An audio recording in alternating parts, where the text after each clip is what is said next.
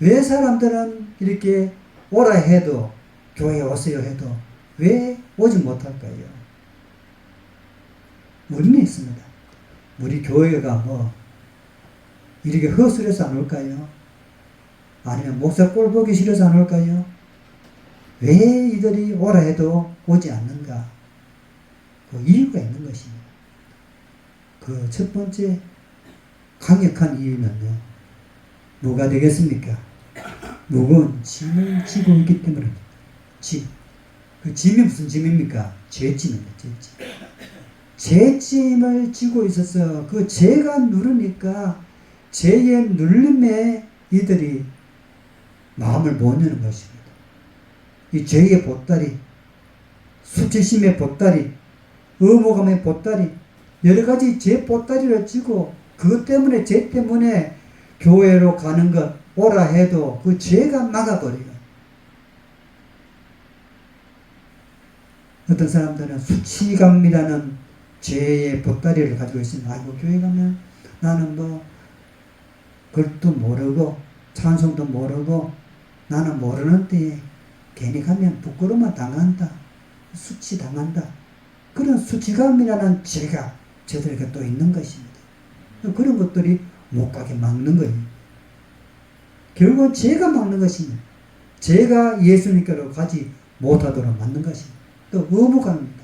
아이고, 내가 옛날에 절에 다니는데 아버지가 불공을 드리고 우리로 예수 절에 다니도록 했는데 내가 어떻게 교회 같이 가면 안 되지?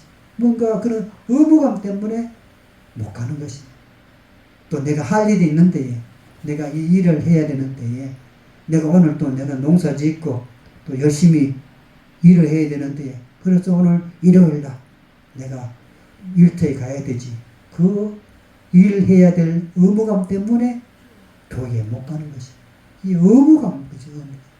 그런 것들이 수치감, 의무감, 그런 죄라는 문제 때문에 예수님께로 오라 해도 가지 못하고 있는 것입니다. 또 상처가 있습니다. 또 사람 사이에서 아이고, 그 사람하고 옛날에 싸워서 그 사람 꼴 보기 싫다. 그래서 그런 상처감이라는 그 상처의 죄가 있어서 또 못 가는 거죠. 이런저런 이 죄의 문제가 있어서 우리가 하나님께로 오라 해도 못 가는 것입니다. 그러므로 가로막는 이 죄의 보따리를 처리하면 되자는 것이요. 죄의 보따리를, 죄의 문제를 해결만 하면 오라 할 때에 알았다 하고 갈 수가 있는 것입니다. 그런데 이 죄의 문제를 누가 해결해 줍니까? 이재명 대통령이 해결해 줍니까? 못하잖아요. 본인도 죄 문제 해결 못하고 있는데. 이 죄의 문제를 누가 해결할 수 있습니까? 바로 예수님밖에 없습니다. 예수님. 예수님께서 우리 사람들이 지고 있는 모든 죄의 문제를, 죄가 없는 분이 그 죄의 문제를 해결할 수가 있잖아요. 그래서 예수님은 하나님이시잖아요.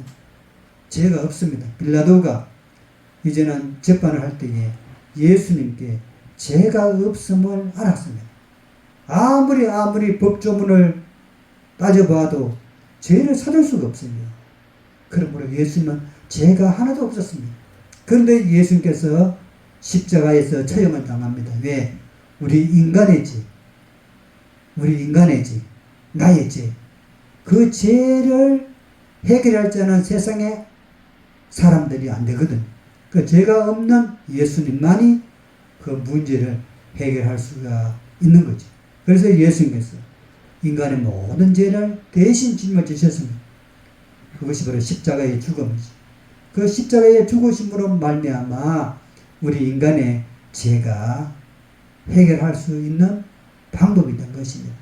그래서 예수님께서는 가시면류관을 쓰시고 못을 박히고 창자국을 찔리고 그런 십자가 고통을, 죽음을 당하신 것입니다. 그것이 이사야 53장 5절에 기록되어 있습니다. 우리 같이 읽어봅시다. 이사야 53장 5절. 그가 찔림은 우리의 허물 때문이요 그가 상함은 우리의 죄악 때문이라. 그가 징계를 받음으로 우리는 평화를 누리고 그가 채찍에 맞음으로 우리는 나음을 받았도다. 아멘. 이 죄 때문에 하나님이 불러도 오라 해도 사람들은, 인간들은 못 가거든요. 그러므로 그 죄를 처리해야만이 하나님의 초청에 오라 할 때에 저들이 갈 수가 있습니다. 그러므로 이 죄를 해결하기 위해서 예수께서는 찔림을 받았습니다. 왜 찔림을 받았습니까? 우리의 허물, 우리의 죄 때문에. 그가 상함을 받았습니다. 우리의 죄악 때문에. 징계를 받고 채찍에 맞고 이렇게 십자가를 지게 되는 것이죠. 자, 이 채찍에 맞고 십자가의 찔림과 그 죽음을 통해서 예수님은 우리 인간의 죄의 문제를 대신 짊어지시고 그 죄의 문제를 예수님께서 완전히 해결을 했습니다. 할렐루야. 죄 문제를 완전히 예수님께서 해결했습니다. 그래서 예수님께서 십자가에 죽으시면서 마지막으로 남긴 유언 중에서 한 말씀이 있습니다. 다 이루었다. 따라합시다. 다 이루었다. 요한복음 19장 30절 말씀에 예수님께서 마지막 죽어갈 때에 다 이루었다 하시고 머리를 숙이니 영원히 떠나가십니다. 이렇게 주님께서는 죄의 문제를 주님께서 대신 지시고 그 죄 문제를 해결을 해버렸습니다. 완전히 해결했습니다. 그래서 다 이루었다. 다 이루었다 하시면서 영원히 떠나게 된 것입니다. 다 이루었다. 죄의 문제 예수님께서 완전히 이루심을 믿으시기를 바랍니다. 다 이루었다. 영어로 it is finished. finish, 끝났다는 거죠. 다 이루었다는, 끝냈다는 거죠. 죄 문제 예수님께로 오면 해결될 줄로 믿습니다. 왜? 예수님께서 죄의 문제를 완전히 완벽하게 finished, 끝장내버렸습니다. 죄 문제를 다 해결했습니다. 그래서 우리들은 예수를 믿으면요, 이제 어떻게 됩니까? 죄의 문제가 해결되었으니까 죄에서 자유를 누렸잖아요. 그래서 우리는 박수하고 찬송하고 기뻐하고 즐거워하는 것입니다. 왜? 죄의 문제가 예수님의 피로 십자가의 죽으심으로 말미암아 다 해결했기 때문에 그렇습니다. 그것을 믿으시기를 바랍니다. 죄에 여러분 잡혀서 살면 안 됩니다. 예수께서 그 죄의 문제를 처리하는 데에 여러분들이 자꾸 죄 따라가면 안 되는 거죠. 그러므로 예수 믿기 전에는 이 죄 때문에 우리가 끙끙거리면서 오라 해도 못 갑니다. 그죠? 교회 못 갑니다. 다 죄 문제 때문에 그래요.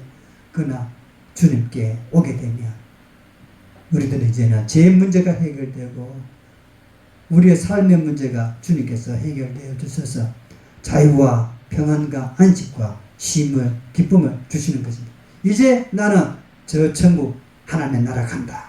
희망을 가지고 소망을 가지고 힘차게 즐겁게 살아갈 수 있게 되는 것이지요.